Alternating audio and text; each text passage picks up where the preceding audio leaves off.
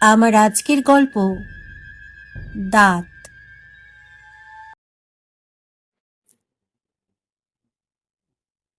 এই যে রীতাদি, তোমার ছেলের জন্য মেয়ে খুঁজছিলে তো? আমি একটা ভালো মেয়ের সন্ধান পেয়েছি। এই বিয়ে বাড়িতেই এসেছি। চলো চলো। হ্যাঁ চলো। তা কি নাম মেয়ের? রাজশ্রী।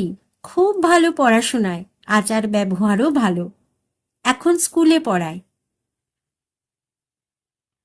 কিছুটা এগিয়ে গিয়ে রাজশ্রী আর তার বাবা মায়ের সঙ্গে পরিচয় করিয়ে দেওয়া হয় রীতা দত্তের। মেয়েটিকে দেখে অসন্তুষ্টি ফুটে ওঠে তার মুখে। রাজশ্রীর বাবা সবেমাত্র হাসি মুখে তাকে নমস্কার জানিয়েছেন, সেদিকে ভ্রুক্ষেপ না করে তাদের সামনেই সেই আত্মীয়ার উপর ক্ষোভ উগরে দেয়। এই তোমার রাজশ্রী? হতভম্ব হয়ে যায় সকলে। রাজশ্রী খুবই গুণী মেয়ে রীতাদি, আমি তোমায় বলছি। তুমি বলছো তো কি হয়েছে? আমার ছেলের জন্য এমন মেয়ে চাই যার রূপ আর গুণ দুই থাকবে। রূপটা অন্তত বাইরে থেকে দেখা যাবে। এবার কথা বলে ওঠেন রাজশ্রীর বাবা।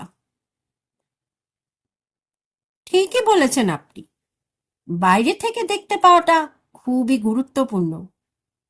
এই আপনাকেই দেখুন, এমনি কেউ দেখে কি বুঝতে পারবে যে আপনি এতখানি অভদ্র? চল মিলি। মেয়েকে নিয়ে অন্যদিকে চলে যান রাজশ্রীর বাবা, আর রাগে ফুঁসতে থাকে মিসেস দত্ত। এমন অশিক্ষিত পরিবারে আমার ছেলের সম্বন্ধ এনেছিলে? সেই আত্মীয় এবার মুখ খোলে। তোমারই বা কি দরকার ছিল ওরকম ভাবে বলার? পছন্দ না হলে কথা বাড়াতে না, হয়ে যেত। এভাবে সামনাসামনি কেউ বলে? একটা কথা জেনে রাখো, আমি স্পষ্ট কথার মানুষ। মুখের কথা মুখের উপরেই বলে দিই। ওই দাঁত উঁচু মেয়ের সঙ্গে কিনা আমার ছেলের বিয়ে? ওই সামান্য দাঁত উঁচু বলে সকলের সামনে ওদের ওভাবে বললে? সত্যি পারো বটে তুমি রীতাদি। কিন্তু রীতা দত্তকে বোঝায় কার সাধ্য? স্পষ্ট কথা বলা মানে যে কাউকে আঘাত করা নয়, সেইটা কিছুতেই মানতে চান না তিনি। মানুষের বাহ্যিক সৌন্দর্যের খুবই গুরুত্ব তার কাছে। তার এমন আচার ব্যবহারের দরুন তার ছেলেটিও সকলকে রূপ দিয়েই বিচার করে।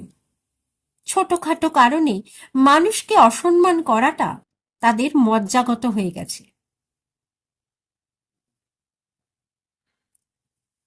কিন্তু সেদিন রাজশ্রীর বাবার কথাগুলো কিছুতেই ভুলতে পারেন না তিনি। লোকটার অত স্পর্ধা, তাকে ওভাবে বলে?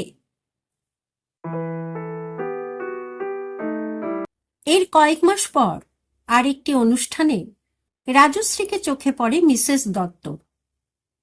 একজন ভদ্রমহিলার সঙ্গে হেসে হেসে কথা বলছে। এক আত্মীয়াকে ডেকে তিনি জিজ্ঞাসা করেন মেয়েটির ব্যাপারে। ও তো মিলি, ভালো নাম রাজশ্রী, খুব ভালো মেয়ে। ওর বাবা মা শুনছিলাম ওর বিয়ের জন্য পাত্র খুঁজছি। শেষ অবধি ঠিকও হয়ে গেছে বিয়ের। ওই যে যার সাথে কথা বলছে, উনি হলেন মিলের হবু শাশুড়ি। চেনাশোনার মধ্যেই বিয়ে হচ্ছে। উনিও এখানে নিমন্ত্রিত। শোনা মাত্রই একটা প্ল্যান খেলে যায় মিসেস দত্তর মাথায়। সেদিন ওর বাবাটা সকলের সামনে চ্যাটাং চ্যাটাং কথা শুনিয়েছিল না? এবার মজা টের পাবে। ওই অহংকারী বাপের মেয়ের কিভাবে বিয়ে হয় দেখে নেবেন তিনি। ছেলেকে এক পাশে ডেকে নেন। এই শুভ, শোন, ওই যে মেয়েটাকে দেখছিস, ওর নাম রাজশ্রী। যা, ওর সাথে গিয়ে কিছুক্ষণ গল্প কর। কে ও? আমি চিনি না, ফালতু ফালতু কথা বলতে পারবো না। আরে যা না, বেশিক্ষণ তো লাগবে না। আচ্ছা দাঁড়া, একটু পরে যাস, ও যখন একা থাকবে যাস। তোমার প্ল্যানটা কি বলো তো? ওসব তোকে ভাবতে হবে না, যখন বলবো গিয়ে একটু কথা বলবি। সেই ভদ্রমহিলা অন্যদিকে চলে যেতে মিসেস দত্ত ইশারা করে ছেলেকে পাঠিয়ে দেন রাজশ্রীর সঙ্গে আলাপ করতে। নিজে চলে যান ওই ভদ্রমহিলার কাছে। রাজশ্রী আপনার বৌমা হতে চলেছে শুনলাম। হ্যাঁ, ওকে খুব ভালো লেগেছে আমাদের। আপনি কি ওদের আত্মীয়? না না, আমি ওদের কেউ হই না। আসলে এর আগে আমার ছেলের সঙ্গেও বিয়ের সম্বন্ধ এনেছিল তো, সেই সূত্রে পরিচয়। একেবারেই পছন্দ হয়নি আমাদের। আর মেয়েটার বাবার তো কথাবার্তা ঠিক নেই, কি উদ্ধত আচরণ। কিন্তু ওনার সঙ্গে কথা বলে তো তেমনটা মনে হলো না। সব কিছু কি আর বাইরে থেকে বোঝা যায়? ওই দেখুন না কেমন স্বভাব মেয়েটার। আমরা কবেই ওকে বাতিল করে দিয়েছি, তাও আমার ছেলের পেছনে ঘুর ঘুর করছে। ভদ্রমহিলা তাকিয়ে দেখেন কফির কাপ হাতে নিয়ে একটি ছেলের সঙ্গে হাসি মুখে কথা বলে চলেছে রাজশ্রী। আরো অন্যান্য কথা বলার পর বিদায় নেন মিসেস দত্ত। এখন আসি তাহলে, সামনেই তো আবার আপনাদের বিয়ে বাড়ি। তবে একটা কথা কি বলুন তো, মেয়েটার যে দাঁতগুলো উঁচু, আপনাদের আত্মীয় স্বজনরাই হাসাহাসি করবে যে আপনার ছেলের বিয়ের জন্য এর থেকে আর ভালো কোনো মেয়ে জুটল না, এমনই যোগ্যতা আপনার ছেলের। ভদ্রমহিলা চুপ করে থাকেন। মিসেস দত্ত বেরোতে গিয়ে ডান দিকে ঘুরেই চমকে যান। কফি কাপ ফেলার ডাস্টবিনের পাশে রাজশ্রী দাঁড়িয়ে এক দৃষ্টিতে তাকে দেখছে। নির্ঘাত শুনতে পেয়েছে তার কথাগুলো। তাতে তার কি আসে যায়? ভ্রুক্ষেপ না করে চলে যান তিনি। এর সপ্তাহখানেক পর তার সেই আত্মীয়ার কাছ থেকে ফোন আসে। রাজশ্রীর খবরটা শুনেছ? মিসেস দত্ত বুঝতেই পারেন বিয়েটা ভেঙে গেছে। একটা অনাবিল সুখের ঢেউ খেলে যায় মনের মধ্যে, তবুও বুঝতে দেন না। কেন, কি হয়েছে? আরে সে মেয়ে তো সুইসাইড করেছে। কি কাণ্ড বলো দেখি! ও তো ভালো মেয়েটা, বিয়ে ভেঙে গেছে বলে সুইসাইড করতে হবে? বিয়েটাই কি জীবনের সব? মা বাবার কথাটা একবারও ভাবলি না? স্তম্ভিত হয়ে যান মিসেস দত্ত।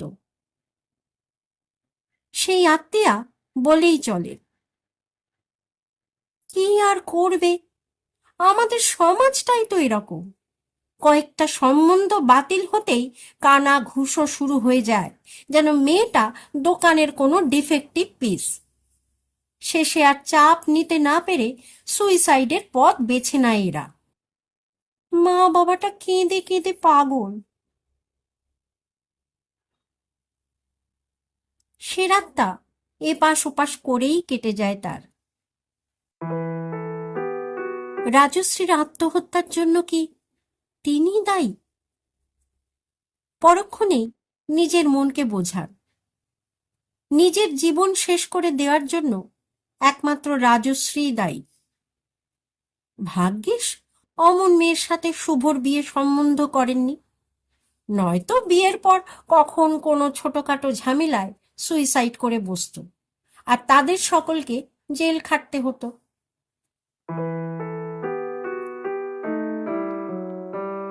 এর বেশ কয়েক মাস পর একটি দুর্ঘটনার মুখোমুখি হন তিনি। ছোটখাটো আঘাত লাগলেও তার সামনের দিকের কয়েকটা দাঁত ভেঙে যায়। হাসপাতাল থেকে ছাড়া পেয়ে বাড়িতে এসেও মিসেস দত্ত সব সময় মনমরা হয়ে থাকেন, আয়নার দিকে তাকাতে ইচ্ছা করে না। এদিকে ছেলের বিয়েও ঠিক হয়ে গেছে, এই অবস্থায় কিভাবে যে কি করবেন। শেষ অবধি মেয়েদের বাড়িতে অনুরোধ করে বিয়ের দিন 3 মাসের জন্য পিছিয়ে দেওয়ার অনুরোধ করা হলো। কিছুটা সুস্থ হওয়ার পর সার্জারি করিয়ে নতুন দাঁত শোভা পেতে থাকলো তার মুখে। মনের কষ্টটা কিছুটা হলেও কম হয় তার। আয়নায় ঘুরিয়ে ফিরিয়ে দেখেন, না, ঠিকই আছে মোটামুটি। কতদিন বাইরে বেরোননি, এবার নিশ্চিন্তে সব জায়গায় যেতে পারবেন। কাছাকাছির মধ্যে টুকটাক এদিক সেদিক বেরোতে থাকেন মিসেস দত্ত। মাসখানেক পর এক বান্ধবীর সঙ্গে করে আরেক বান্ধবীর বাড়িতে যান তিনি। সেখানে প্লেটে করে নানা রকম খাবার সাজিয়ে দেওয়া হয় তাদের জন্য। গল্প করতে করতে সেসব খেতে থাকে। হঠাৎ করেই মিসেস দত্তর মনে হলো তার মুখটা যেন একটু বেশি গতিতেই চলছে, অর্থাৎ যেন বেশ দ্রুত খাবার খাচ্ছেন। থামতে চাইছেন কিন্তু পারছেন না। নিমেষের মধ্যে তার প্লেট খালি হয়ে যেতেই তিনি মুখ থুবড়ে পড়লেন বান্ধবীর প্লেটের উপর, যেন তাকে তার মুখই চালনা করছে। তার বান্ধবীরা অবাক হয়ে গেলেন। তারপর ভাবলেন সেই দুর্ঘটনার জন্য হয়তো উনি মানসিকভাবে কিছুটা ক্ষতিগ্রস্ত হয়ে পড়েছেন বলে এমনটা করছেন। যে বান্ধবীর সঙ্গে গিয়েছিলেন তিনি তাকে তড়িঘড়ি করে বাড়িতে পৌঁছে দিয়ে গেলেন। মিসেস দত্ত বেশ ভয় পেয়ে গেছেন। কি যে হচ্ছে কিছু বুঝতে পারছেন না। তার দাঁতগুলো যেন সব সময় কিছু বা কিছু খেয়ে যেতে চাইছে, কিছুতেই থামতে চাইছে না। বহু কষ্টে তিনি নিয়ন্ত্রণ করে রেখেছেন। কোনো মতে বান্ধবীকে বিদায় করে ঘরে ছুটলেন আয়না দেখতে। ভালো করে দেখতে লাগলেন দাঁতগুলো। হঠাৎই সাঁ করে তার মাথাটা ঝুঁকে এলো তার হাতের কাছে। তারই হাতের উপর চেপে বসলো তার দাঁতগুলো। কিছুতেই মাথাটা সোজা করে তুলতে পারছেন না তিনি। দাঁতগুলো আরো চেপে বসছে হাতের উপর। নিজের শরীরের উপর যেন আর কোনো নিয়ন্ত্রণই নেই মিসেস দত্তর। নিজের হাত থেকেই এক খাবলা মাংস উপড়ে ফেলল তার দাঁতগুলো। যন্ত্রণায় চিৎকার করে উঠতে চাইলেন, কিন্তু পারলেন না। তার মুখের মধ্যে তারই হাতের খোবলানো মাংসটা চিবিয়ে চলেছে দাঁতগুলো। মেঝের উপর পড়ে যান তিনি। আওয়াজ পেয়ে শুভ পাশের ঘর থেকে ছুটে আসে। মায়ের অমন অবস্থা দেখে ভয় পেয়ে যায়। একখানা কাপড় নিয়ে মায়ের মুখটা মুছিয়ে দিতে আসে সে। পরের দিন গোটা পাড়া সরগরম হয়ে ওঠে। পুলিশ আসে মিসেস দত্তর বাড়িতে। সকালে কাজ করতে এসে তাদের বাড়ির কাজের মেয়েটি খবর দিয়েছিল পুলিশে।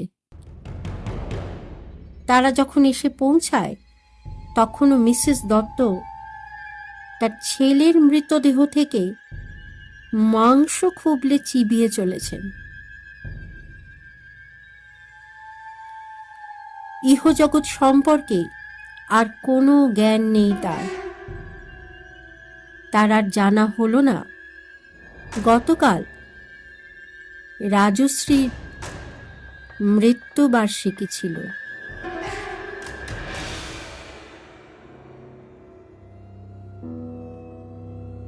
কলমে তমালিকা ঘোষাল ব্যানার্জি, গল্প পাঠে আমি অর্পিতা। আমার গল্প পাঠ যদি আপনাদের ভালো লেগে থাকে তাহলে আমার এই চ্যানেলটিকে সাবস্ক্রাইব করে আমার পাশে থাকার অনুরোধ রইল, যাতে এমন সুন্দর সুন্দর নতুন নতুন ভিন্ন ভিন্ন স্বাদের গল্প নিয়ে আমি আপনাদের সামনে আবার হাজির হতে পারি। আজকের মতো বিদায়। সকলে ভালো থাকবেন, সুস্থ থাকবেন এই প্রার্থনা করি। ধন্যবাদ।